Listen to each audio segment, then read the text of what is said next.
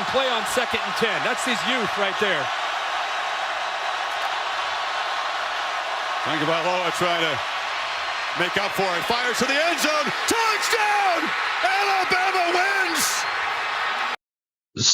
So today I'll be continuing with my college football game-by-game prediction and roster preview videos with the Miami Hurricanes. So starting on the offensive side of the ball, Miami averaged 28.1 points per game last year, which is above average, but a big drop off from the 42 points per game they averaged the year before. And I think their offense is going to be quite a bit better this year than last year. I think it'll be closer to the 2024 points per game average than the 2025 points per game average because they bring in Darian Mintz to play quarterback from Duke, who was in my top 10 transfers video. I think he's going to be a Heisman finalist and a first-round draft pick. I also think that he's going to throw for 300 yards per game in this offense. So now at wide receiver, I think they're better here than last year because they've got Malachi Toney coming back, one of the best not just receivers but players in college football. He had last year 109 catches for 1,211 yards and 10 touchdowns, averaging 11.1 yards per catch, and they bring in Duke's best wide receiver, Cooper Barkate, who had last season 72 catches for 1,106 yards and 7 touchdowns, averaging 15.4 a catch in 14 games. I think Malachi Toney and Cooper Barkate could be about as good of a wide receiver combination as Texas's Ryan Wingo and Cam Coleman. And then they also bring in from South Carolina Vandrevis Jacobs, who had in 12 games last year 32 catches for 548 and 4 touchdowns, averaging a really good 17.1 a catch. He was a highly rated portal player too. And also bring in from West Virginia Cam Vaughn, who had in 12 games 35 catches for 541 and 4 touchdowns, averaging 15.5 a catch. This is one of the best wide receiver rooms in the country. And then at running back, they return Mark Fletcher, who is certainly one of the 10 best running backs in college football. He had in 14 games last year on 216 carries, 1,192 yards, and 12 touchdowns, averaging 5.5 a carry, and 6 games of over 100 rushing yards. Go off the field for that 5th DB. They'll give Toney a 5-yard gain anytime. Great job corralling number 10, not letting him get loose. Fletcher breaks free. Mark Fletcher in the foot race. Miami touchdown. Now on the offensive line, they were, I think, the second best in the country a year ago. Only Indiana was better. But they do lose 4 starters, including Francis Mauigoa, who got drafted in the 1st round. Even though Mario Cristobal is an offensive line genius, when you lose 4 starters there, it's almost impossible to be as good as you were the year before, even if you do bring in a bunch of portal players, which Miami actually didn't do. But as well as they develop and recruit on the offensive line, really as good as anybody does, I don't expect much of a drop off. The only starter they've got coming back is at right tackle, Matthew McCoy, who didn't allow any sacks last year and only allowed 4 quarterback pressures. So now on the defensive side, I think they were actually the 2nd best defense in the country last year, behind Indiana only, because of how well they played in the college football playoff. They gave up on average only 14 points per game. I don't expect them to quite match that this year, but I do expect them to get close to that good. So on the defensive line, they lose 2 first-round picks, Ruben Bain and Akeem Messidor. So I don't expect them to quite be as good against the run.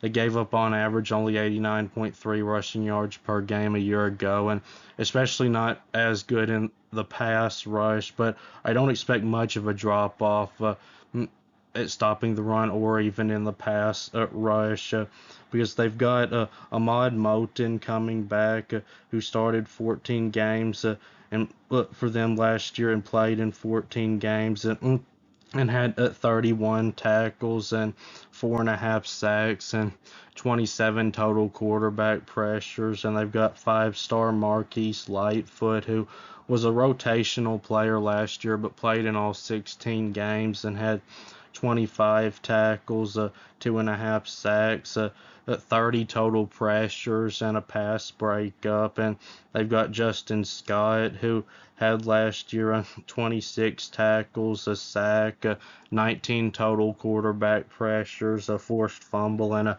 pass breakup. And they bring in an elite pass rusher from Missouri, Damon Wilson, that will really help make up for losing Bain and Messidor. He had 23 tackles last year and 9 sacks and 54 total quarterback pressures and an interception and 2 pass breakups. So this is still going to be one of the best defensive lines in college football, I think. Now, at linebacker, they do return their best one from a year ago, Mohamed Toure, who had last year 84 tackles, 2 sacks, and 6 pass breakups. But besides him, I think experience could be a little bit of an issue at the linebacker position.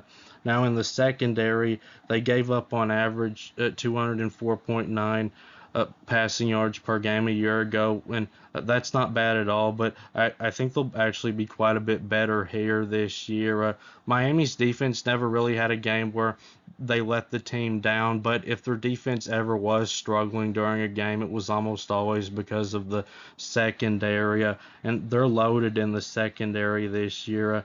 At cornerback, they've got O.J. Frederick Jr. coming back, who was limited to 11 games last year, I guess because of an injury, but had 19 tackles and 7 pass breakups. And the year before last, he was freshman All-American.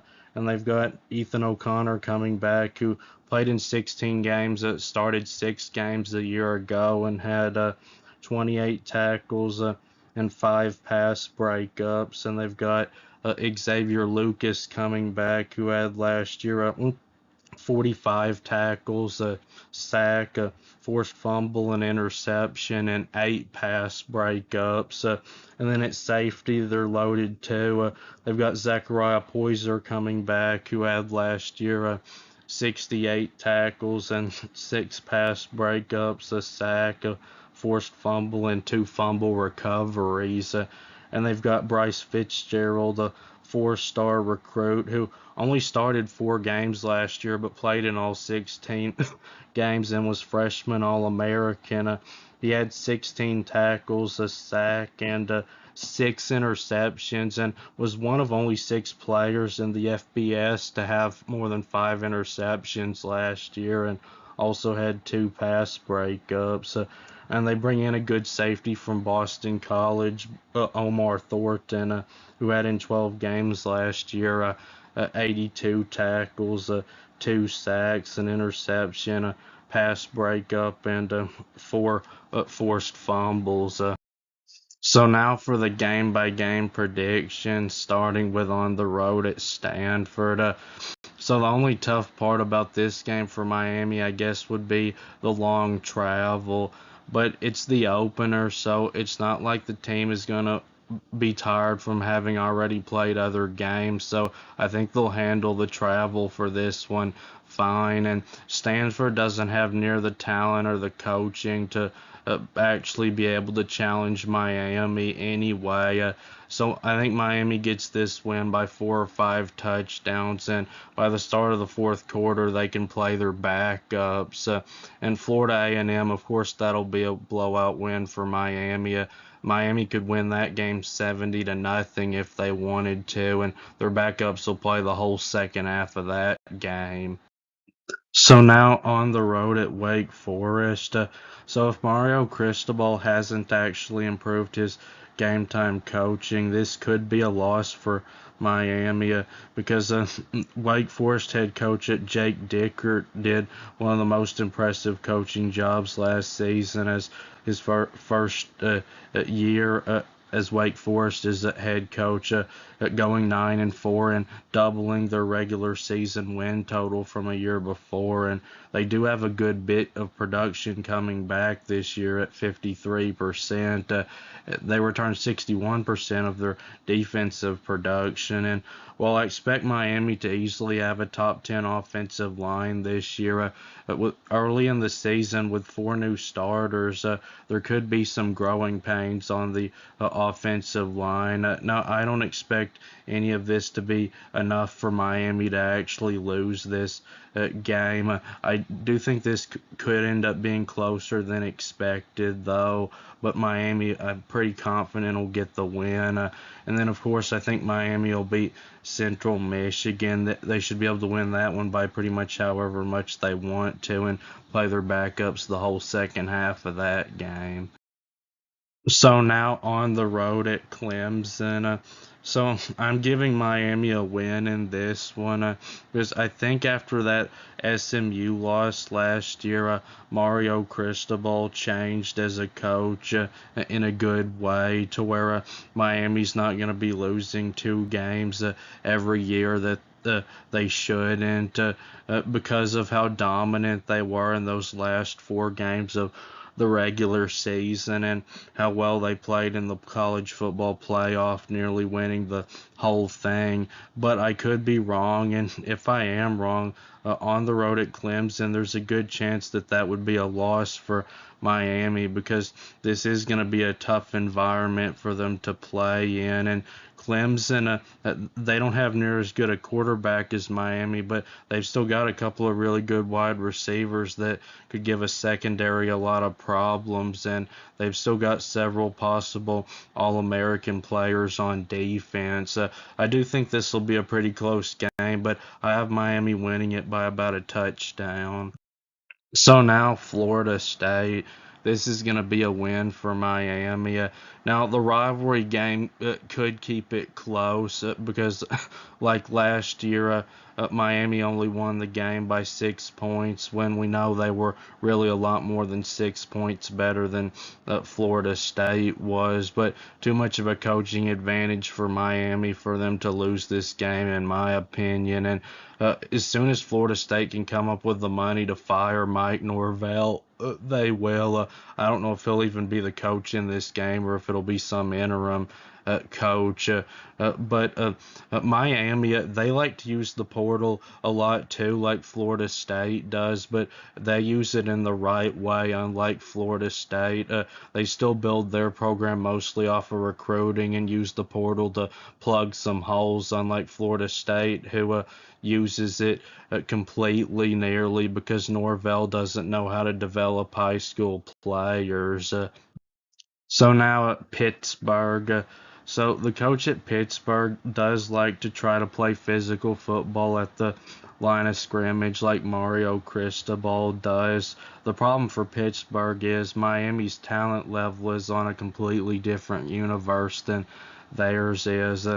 And Miami's coaching staff has gotten a lot better than Pittsburgh's has in recent years. I don't think this game will be close at all. I don't think Pittsburgh stands a chance of slowing down Miami's offense or scoring much on Miami's defense. The final score to this game last year was 38-7. I expect a similar score to that this year. Miami should be playing their second string by the start of the fourth quarter of this one.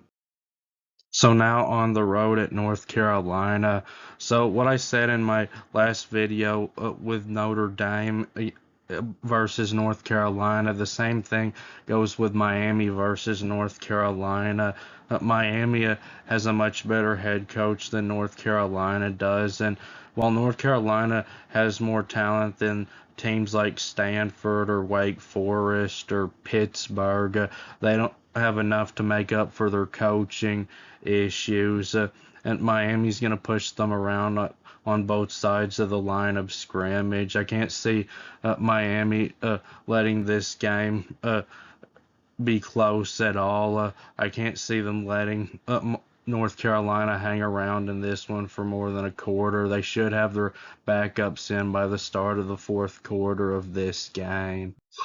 So now on the road at Notre Dame, and what will be the biggest game of the season for Miami. And if you watch my Notre Dame video from the other day, you already know which way I'm going in this one. And if you're a Miami fan, you're going to like it. But I do want you to know that just because I'm picking Miami to win this game, that doesn't mean I'm for sure picking them to win the national championship. Now, I might pick them to win the whole thing, but there are several other teams that I'd say have about equally as good of a chance of winning the whole thing as Miami does this season. So if you look at the matchup, I give Notre Dame the advantage on the offensive line because they have more experience than Miami does. But Notre Dame doesn't have a running back anymore as good as Miami's Mark Fletcher, at least not on paper. And then on defense, the defensive line and secondary, I'd say, are about even, but Notre Dame does have a lot deeper linebacker room, so that's why I give them the advantage by a little bit on defense. But Notre Dame quarterback C.J. Carr, I think is going to be a Heisman candidate himself, but he didn't have as good of a year last year as Darian Mensah did at Duke, and I think it's going to come down to who can be more balanced offensively. And Notre Dame wide receiver Jordan Faison, their best one, he's not near as good as Miami's Malachi Tony or even their now number 2 wide receiver Cooper Barkate. So I think Miami will be able to get a few more big plays in the passing game than Notre Dame will, and win this game by like a field goal like last year in a game that goes down to the end. So now Duke. So even though Duke won the ACC championship last year, Miami took their 2 best players, Darian Mensah, the quarterback, and Cooper Barkade at wide receiver. And without those 2 players, Duke probably would have been a bad team last year. And you would expect Darian Mensah to be even better at Miami than he was at Duke with what should be a coaching upgrade for him. I think this will be like a 3-touchdown win for Miami. So now Virginia Tech. So Virginia Tech actually ranks 4th in the country in returning production at 69%. And I know that team did not play well together last year at all. But if James Franklin can coach not like he did last season, but how he usually did at Penn State, where he wins all the games that he's supposed to win, but loses all the big games, then he will be a big coaching upgrade for them. And Virginia Tech, though, the bad news for them is this will be a big game. But Virginia Tech, I think, will have a good chance of being the ACC's most improved team this year because they have the 2nd best transfer portal group in the conference behind Louisville. It ranked 6th in the country. So I don't think this will be a blowout win for Miami. The final score to this game last year was at 34-17. I expect a similar score to that. I think Virginia Tech will keep it close for a half, but in the second half, Miami does pull away. So then they'll get to end the season by beating up on Boston College. Miami has too much of a talent and coaching advantage over Boston College for Boston College to stand a chance of winning this game. The line of scrimmage alone is going to be such a mismatch for Boston College to stand a chance of even hanging around in this game. Boston College won't be able to stop Miami's offense, and they won't be able to score on Miami's defense. So I've got Miami finishing the season at 12-0 overall and 8-0. I mean 9-0 in the conference. So this will for sure get them into the ACC championship, and win or lose, they're gonna for sure go to the college football playoff. But I'm very likely going to be picking Miami to win the ACC championship for the first time ever. So that'll be it with this video. Please subscribe. Thanks for watching, and I'll be back soon.